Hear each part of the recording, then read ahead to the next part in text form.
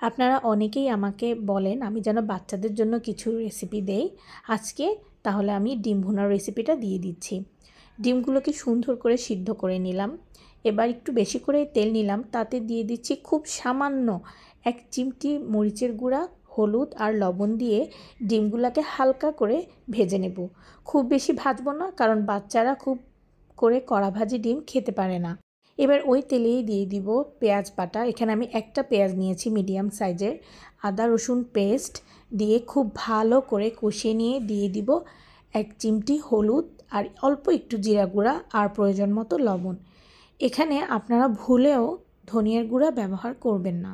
আপনাদের যদি প্রয়োজন হয় তাহলে আপনারা আরও অনেক বেশি করে ঝোল রাখতে পারেন। আমার যেটুকু ঝোল প্রয়োজন আমি ওটুকুই রেখেছি। এই খাবারটা খেতে মজা লাগবে, কিন্তু একদমই ঝাল লাগবে না। শুধু বাচ্চারা না, আপনারা বড়রাও এটা খেতে পারবেন।